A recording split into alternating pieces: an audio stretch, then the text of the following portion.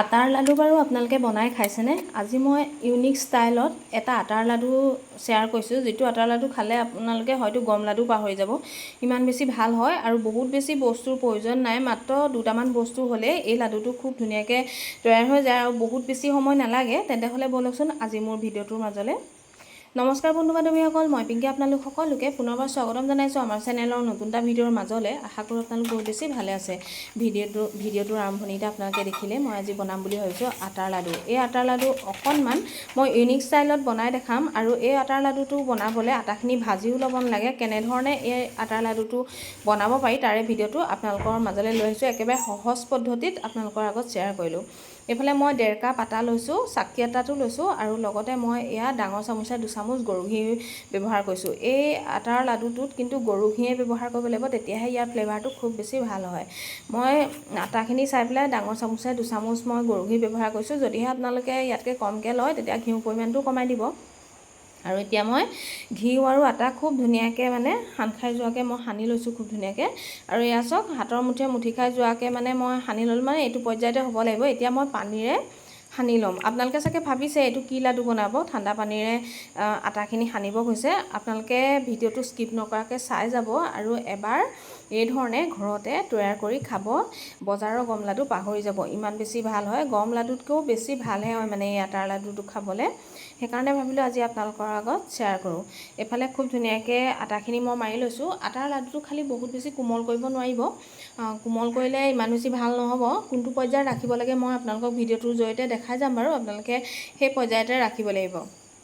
এইফালে মই এয়া চাওক লাডুটো খুব ধুনীয়াকৈ বনাই ল'লোঁ। হাতেৰে এনেকৈ টেপি দিলতে ফাটি গৈছে, দেখিছেনে? এইটো পৰ্যায়তে আটাৰ লাডুটো মাৰিব লাগিব, তেতিয়াহে এই আটাৰ এই লাডুটো ভাল হ'ব খাবলৈ। তাৰপিছত এতিয়া মই কি কৰিছোঁ, ইয়াৰ পৰা অলপ অলপ এনেকৈ সৰু সৰু লাডু কৰি পেলাই হাতখনে এনেকৈ টেপি টেপি দীঘলীয়া কৰি গৈছোঁ, দিছেনে? এই ধৰণে কৰিব লাগিব। প্ৰত্যেকটো ষ্টেপ আপোনালোকে ফ'ল' কৰি যাব আৰু আপোনালোকে ঘৰতে তৈয়াৰ কৰিব। কাৰণ মই যিকেইটা বস্তু ব্যৱহাৰ কৰিছোঁ এই লাডুটোত, সেই গোটেইকেইটা বস্তু সকলোৰে ঘৰতে সকলোৰে পাকঘৰতে থাকেই। সেইকাৰণে আজি মই এইটো একেবাৰে শ্বেয়াৰ কৰিলোঁ, আপোনালোকে বনাই খাব পাৰিব। কিয়নো কেতিয়াবা এনেকুৱা হয় বজাৰলৈ যাবলৈও মন নাযায় বা ঘৰৰ পৰা ওলাই যাবলৈও মন নাযায় আৰু ঘৰত কেতিয়াবা খাবলৈ চাহ খাবলৈও একো নাথাকে। তেনেকুৱা সময়ত এই লাডুটো আপোনালোকে বনাই খুৱাব পাৰিব সকলোকে। আৰু লগতে আলহী দুলহী আহিলেও নিজে বনাই কিবা এটা খুৱাব পাৰিলে ভাল লাগে। আৰু এইটো হৈছে বেষ্ট অপশ্যন হয়, আপোনালোকে ঘৰতে একদম সহজতে এই লাডুটো তৈয়াৰ কৰিব পাৰিব। আলহীয়েও গম নাপাব যে এইটো আপোনালোকে ঘৰতে বনোৱা হয়, লাডুটো ইমান বেছি ভাল হয়। আৰু এতিয়া সেয়া মই দীঘলীয়াকৈ লাডুখিনি কৰি লৈ লৈছেনে। তাৰপিছত মই এখন এতিয়া কেৰাহী পাতি লৈছোঁ। কেৰাহীখনত আচলতে অকণমান তেল আছিলে, ৰাতিপুৱাই মই পুৰি বনাইছিলোঁ, সেই তেলতে মই তেল দি লৈছোঁ।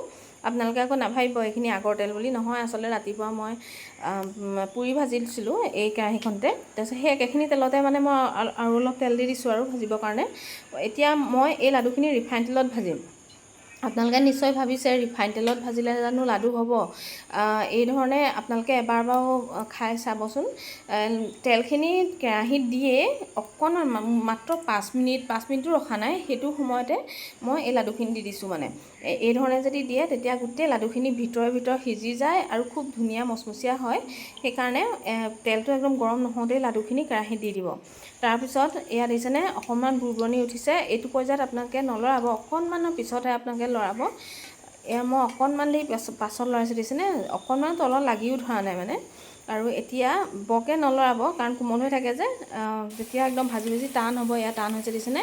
ৰঙা হৈ গৈছে। সেইটো সময়তে লৰাব লাগে, তেতিয়া অকণমান ফাটিও যায়, তেতিয়া গম পাব যে খুব ধুনীয়াকৈ ভাজ খাইছে আৰু। তাৰপিছত এতিয়া মই ইলুটি অকণমান কৰি দিছোঁ যাতে গোটেই ছাইডকেইটা সিজি যায়। আৰু এয়া চাওক, গোটেইকেইটা ভাজ খাই গৈছে। এয়া খুব ধুনীয়া মচমচীয়াও হৈছে। আপোনালোকে থোৱা চাউণ্ড শুনি গম পাইছে চাগে, এনেকুৱাই হ'ব লাগিব লাডুটো বনাবৰ কাৰণে। আৰু আপোনালোকে ভাবিছে চাগে এই লাডুখিনিয়ে খুব তেল খাইছে, অকণমানো তেল নাখায়। যিমানখিনি তেল মই কেৰাহীত দিছিলোঁ সিমানখিনি তেলেই আছে, অকণমানো তেল নাখায় এই আটাৰ লাডুখিনিয়ে। তাৰপিছত সেইখিনি ঠাণ্ডা হ'বলৈ দি পেলাই এতিয়া মই লাডুটোত যিহেতু মই ড্ৰাই ফ্ৰুটছ ব্যৱহাৰ কৰিম, মোৰ ওচৰত আছিলে মাত্ৰ কাজু আছিলে আৰু ডাব নাৰিকল আছিলে, লগতে চীনাবাদাম কেইটামান আছিলে। এলমণ্ড নাছিলে, সেইকেইটাকে মই ব্যৱহাৰ কৰিম বুলি ভাবিছোঁ। আপোনালোকে ইয়াতে যদি এলমণ্ড ব্যৱহাৰ কৰিম বুলি ভাবে বা বেলেগ ড্ৰাই ফ্ৰুটছ ব্যৱহাৰ কৰিম বুলি ভাবে ব্যৱহাৰ কৰিব পাৰে। খুব ভাল লাগে। এইখিনি মই খুব ধুনীয়াকৈ কুটি ল'লোঁ। তাৰপিছত এতিয়া মই এখন কেৰাহী পাতি দিছোঁ। ইয়াতে ড্ৰাই ফ্ৰুটছখিনি অকণমান ভাজি ল'ম, কাৰণ বাদামবোৰ সেমেকা হৈ থাকিলে ভাল নালাগে নহয়নে। সেইকাৰণে মই প্ৰথমতে ভাজি ল'ম, ভাজি লৈ মচমচীয়া কৰি ল'ম, তেতিয়াহে ভাল লাগে লাডুটো খাবলৈ। এতিয়া মই এচামুচ ইয়াতে গৰু ঘি ব্যৱহাৰ কৰিছোঁ। গৰু ঘিখিনি অকণমান গলি লওঁতে এতিয়া মই প্ৰথমতে চীনাবাদামকেইটা ভাজি ল'ম, কাৰণ এইকেইটা ভাজিবলৈ অকণমান টাইম লাগে। সেইকাৰণে মই অকণমান আগতীয়াকৈ চীনাবাদামকেইটা লৰাই লৰাই ভাজি লৈছোঁ, যাতে বাদামখিনি ফাট মেলি যায়, মানে খুব ধুনীয়াকৈ মচমচীয়া হয় আৰু। তাৰপিছত এতিয়া এইখিনি বাদামখিনি ভাজ খাই গ'লত এতিয়া লগতে মই কাজু আৰু দাব নাৰিকল মিক্স অকল দি দিছোঁ। মানে এই দাব নাৰিকল আৰু কাজু ভাজ খাবলৈ বেছি সময় নালাগে, সেইকাৰণে নমাবৰ আগমুহূৰ্তত অকণমান তেল মানে ঘিউতে দি পেলাই এয়া লৰাই লৈছোঁ। তাৰপিছত এতিয়া মই এয়া নমাই থৈ দিম। লাডুটো যিহেতু মই চেনি ব্যৱহাৰ কৰিম, সেইকাৰণে মই 1.5 কাপ আটাৰ কাৰণে মই আধা কাপ চেনি ব্যৱহাৰ কৰিছোঁ। এইটো পাৰফেক্ট জোখেই হয়। যদি আপোনালোকে মিঠাটো বেছি খাওঁ বুলি ভাবে ইয়াতকৈ বেছি কৰিব পাৰে, বা আপোনালোকে গুড় ব্যৱহাৰ কৰিম বুলি ক'লেও গুড় ব্যৱহাৰ কৰিব পাৰে। গুড়খিনি অকণ টুকুৰা টুকুৰকৈ কাটি মিক্সিত মাৰি ল'ব। চেনি যেনেকৈ মই ব্যৱহাৰ কৰিছোঁ তেনেধৰণে গুড় ব্যৱহাৰ কৰিব পাৰে। তাৰপিছত এতিয়া মই এই যিখিনি আটাৰ লাডু সেইখিনি খুব ধুনীয়াকৈ ঠাণ্ডা হৈ গ'ল। ঠাণ্ডা হৈ যোৱাৰ পিছত এয়া মই ভাঙিছোঁ, দিছেনে, টুকুৰা টুকুৰকৈ ভাঙিছোঁ। ভাঙোতে আপোনালোকে গম পাইছে চাগে কিমান ধুনীয়া মচমচীয়া হৈ আছে। আৰু এই ধৰণে টুকুৰা টুকুৰকৈ ভাঙি পেলাই মই মিক্সিত দি দিছোঁ। মিক্সিত দি খুব ধুনীয়া একদম পাউডাৰ কৰি আনিম, ফাইন পাউডাৰ কৰি আনিম, তেতিয়া খুব ধুনীয়া হয়। আৰু এই আটাৰ লাডুটো খুব ধুনীয়া দানা দানা হৈ যায় পিছাৰ লগে লগে, খুব ধুনীয়া হয় মানে। আৰু টেষ্টটো যে ইমান বেছি ভাল লাগে, আপোনালোকে নাভাবিব যে এইটো আটাৰে বনোৱা, ইমান বেছি ভাল লাগে মানে খাই পেলাই। সেইকাৰণে আজি আপোনালোকৰ আগত শ্বেয়াৰ কৰিলোঁ। আপোনালোকে ঘৰতে এই ধৰণে যদি আজিলৈকে বনাই খোৱা নাই, এবাৰ ঘৰতে ট্ৰাই কৰিব, খুব বেছি ভাল পাব। আৰু ল'ৰা ছোৱালীবিলাকেও খাই খুব বেছি ভাল পাব। কিন্তু আমাৰ ল'ৰা ছোৱালীকেইটাই বহুত বেছি ভাল পালে, সেইকাৰণে আপোনালোকৰ আগত শ্বেয়াৰ কৰিলোঁ। এইফালে ডাঙৰ চামুচে 2 চামুচ মই পাউডাৰ গাখীৰো ব্যৱহাৰ কৰিছোঁ। এইটো অপশ্যনেল হয়, নিদিওঁ বুলি ক'লে নিদিবও পাৰে, কিন্তু দিলে অকণ টেষ্টটো ভাল হয়।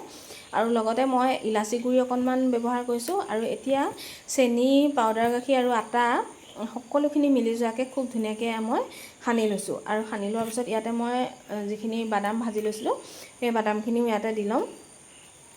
এতিয়া এয়া বাদামখিনিও দি লৈছোঁ। বাদামৰ যিখিনি ঘিউ আছে সেইখিনিও একেলগতে দি দিব, তেতিয়া খুব ধুনীয়া হ'ব, সান খাব আৰু লাডুটোৰ ফ্লেভাৰটো ভাল হ'ব। এতিয়া মই ড্ৰাই ফ্ৰুটছখিনি দিয়াৰ পিছত হাতখনে খুব ধুনীয়াকৈ মোহাৰি মোহাৰি সানিছোঁ, যাতে চেনি যিখিনি গুড়া চেনি সেইখিনি খুব ধুনীয়াকৈ মানে আটাৰ লগত একেবাৰে পানী হৈ যায় মানে, সেই তেনেকৈ মই সানি লৈছোঁ। সনাৰ পিছত আপোনালোকে মুঠিয়াই মুঠিয়াই লাডু বান্ধিব, খুব ধুনীয়াকৈ হৈ যাব। আৰু একেবাৰে সহজতে এই লাডুটো হৈ যায়, আৰু খাবলৈও টেষ্টটো বহুত বেছি ভাল লাগে। আপোনালোকে নিশ্চয় দেখিলে এইখিনি বস্তুটো হয়তো সকলোৰে পাকঘৰত থাকে, বা 2-এটা বস্তু নাথাকিলেও ওচৰৰ পাজৰ দোকানতে থাকে।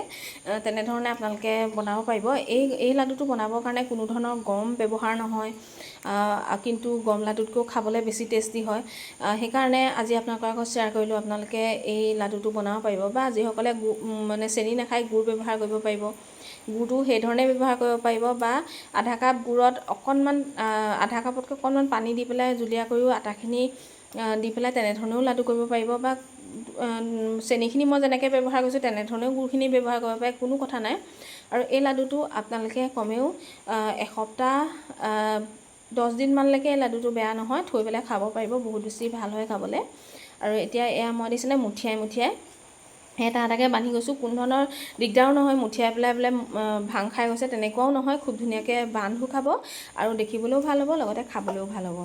এই ধৰণে মই গোটেই লাডুকেইটা এয়া মই বনাই লৈছোঁ, দেখিছেনে। ড্ৰাই ফ্ৰুটছটো অলপমান মই বেছি দিছোঁ, কাৰণ মই এই লাডুবিলাকত ড্ৰাই ফ্ৰুটছ যদি বেছি হয়, মই বেছি খাই ভাল পাওঁ, সেইকাৰণে মই অলপ সৰহকৈ দিছোঁ। আৰু এতিয়া এয়া গোটেইখিনি মই বনাই হৈ গ'ল।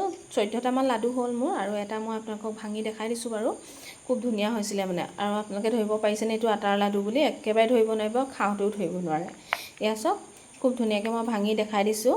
একদম গম লাডুটোৰ নিচিনা হৈছে নহয়নে? কিন্তু গম লাডুটোতকৈও খাবলৈ কিন্তু বেছি টেষ্টিহে হয়।